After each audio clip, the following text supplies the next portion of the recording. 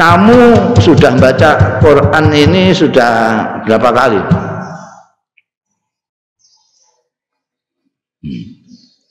Berapa kali? Wah, nggak hitung.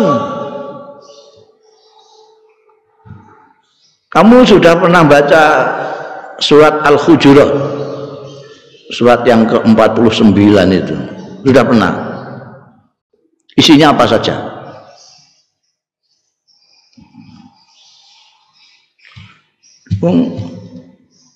Yasin aja orang membaca paling kerep itu Yasin. Itu aja nek ana kematian paling cepat malam Jumat gitu. Surat Kahfi juga gitu. Dan itu tanpa menelaah mutalaah maknanya tidak ada. Saya itu kepengen menganjurkan surat Hujurat itu dibaca setiap hari, dipahami betul. Di sana ada ayat-ayat yang luar biasa untuk kepentingan kita di dalam pergaulan sosial. Tidak pernah dibaca. Ada di sana, ya ayuhan nas inna khalaqnakum min dzakarin wa unsa wa ja'alnakum syu'uban wa qabaila lita'arafu. Itu di sini surat Hujurat. Inna akramakum indallahi atqakum. Di sana ada la yaskhar qaumun min qaumin. Di sana ada wala yakhtab ba'dukum. Itu banyak sekali enggak diwaca. Buktinya enggak diwaca. Terus saiki akeh sing tidak saling memahami dengan orang. Sekarang ini orang saling mengolok-olok orang juga biasa. Wa talmizu ampusakum bil alqab. Ini sekarang sudah wong Islam kabeh iku arang-arang sing ora Islam. Do wadan-wadanan itu. Apa mereka enggak baca? Antara dua. Atau mereka enggak baca, atau mereka mengabaikan pedomannya sendiri. Kan gitu. Kesimpulannya cuma dua. Wala yaktab ba'dukum ba'da. Mereka membaca itu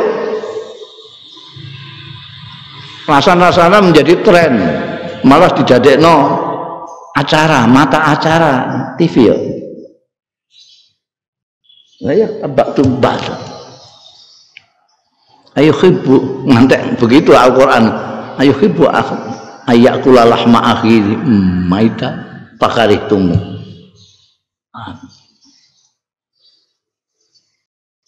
Suudzon inna ba'dadzon itu nggak dibaca.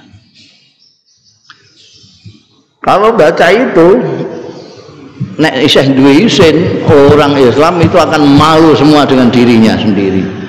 Karena mereka selalu mengatakan bahwa Al-Qur'an adalah pedomannya, tapi mereka mengatakan pedoman itu adalah Al-Qur'an.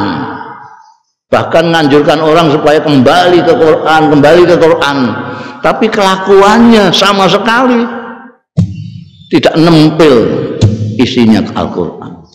Lalu apa bedanya orang yang punya Quran dengan yang tidak punya Quran? Apa bedanya orang yang tidak berpedoman Quran dengan orang yang mengaku pedomannya Al-Quran? Pedoman itu kan kalau saya akan melangkah, saya cocokkan dengan Al-Quran ini, cocok apa enggak? Enggak cocok berhenti, cocok berjalan. Sekarang siapa? Umat Islam yang mengaku berpedoman Al-Quran yang menggunakan cara itu. Jadi kalau melakukan sesuatu bukan nafsu, bukan kepentingan, bukan syahwat, bukan politik, tapi ini pedomannya itu. Orang Islam berani enggak? Bukan hanya mengatakan pedomanku Quran, tapi betul-betul Quran dijadikan pedoman. Berani apa tidak?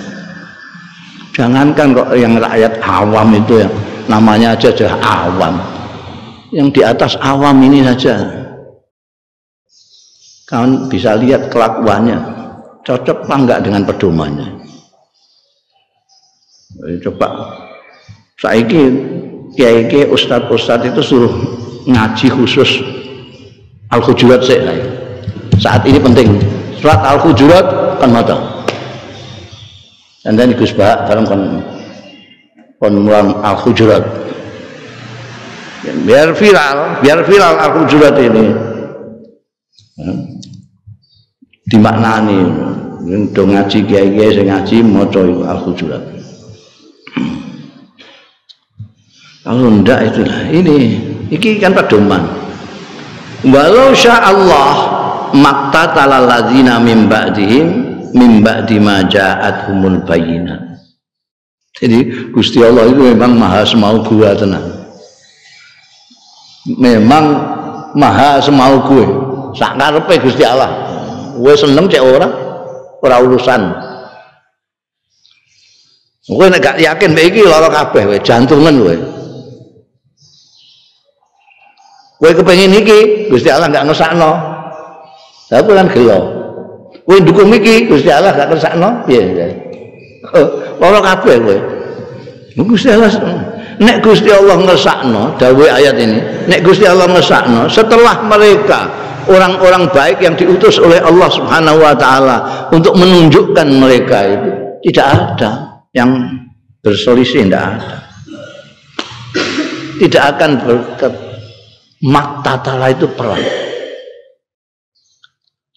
Tidak akan perang. Nyatanya perang semua.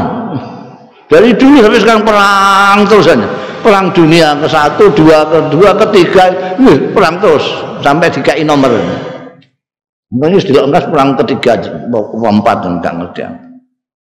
Perang. Kenapa? Padahal sudah mimba dihim itu setelah kedatangan utusan. Utusan semua itu utusan dari Allah Subhanahu wa taala. Mulai Nabi Adam, Nabi Nuh, Nabi Musa, Nabi Isa, Nabi Muhammad sallallahu alaihi wasallam, semuanya Allah yang utus. Jadi ajarannya sama baiknya, tidak ada yang buruk. Tapi kenapa lalu berbeda-beda? Mimba dihim. Kenapa? Setelah ja'at humul bayyinat, penjelasan-penjelasan dari rasul-rasul itu bukan hanya penjelasan para utusan itu saja, tapi dikuati dengan kitab dari Allah Subhanahu wa taala. Ada Zabur, ada Taurat, ada Injil, ada Al-Qur'anul Karim. Ini jelas sudah turun semua. Kenapa mereka itu ikhtalafu? Mereka berselisih. Ada yang amanah, ada yang kafarah. Mengapa mereka iktatala? Perang itu dimulai dari perselisihan. Karena perselisihan yang berkepanjangan menjadi makin tajam, akhirnya pakai fisik, akhirnya perang. Perang-perang itu bermula dari perselisihan. Adu cangkem saya asal. Adu cangkem. Nemene perang. Iktatalu sakwise ikhtalafu. Maka ajaran Kanjeng Nabi Muhammad sallallahu alaihi wasallam, nabi kita, nabi akhir zaman ini, itu kita diminta supaya jangan berlebih-lebihan dalam segala sesuatu, termasuk di dalam beragama. Al-ghulu fiddin, tidak boleh berlebihan. Karena kalau berlebih-lebihan, kamu berlebih-lebihan meyakini keyakinanmu sendiri, itu bisa kamu terus menganggap keyakinan orang mesti salah. Kalau kamu berlebih-lebihan meyakini pendapatmu sendiri, itu kamu pendapat orang lain kamu anggap tidak ada. Akhirnya apa? Karena kamu menganggap paling benar, maka orang lain kamu anggap salah. Terus kamu elek-elek, salah, kamu salah, kamu salah, kamu salah, kamu. Kalau kamu merasa Islam, orang lain kamu bilang kafir, kafir, kafir, kafir. Sana nggak terima mesti. Wong sana juga punya akal pikiran, bantah. Kamu bantah lagi, karena bantah lagi. Sesuai tidak bantah-bantahan, tapi pisu-pisuan. Nggak ada bantah-bantahan sekarang, yang ada tinggal pisu-pisuan. Ini sudah gawat, sudah lagi iktatala. Makanya tidak usah berlebih-lebihan. Makanya ajarannya ulama-ulama kita kan seperti Imam Syafi'i apa ya, pokoknya imam ijtihad atau imam mujtahid itu mengatakan pendapat kita benar tapi berkemungkinan salah.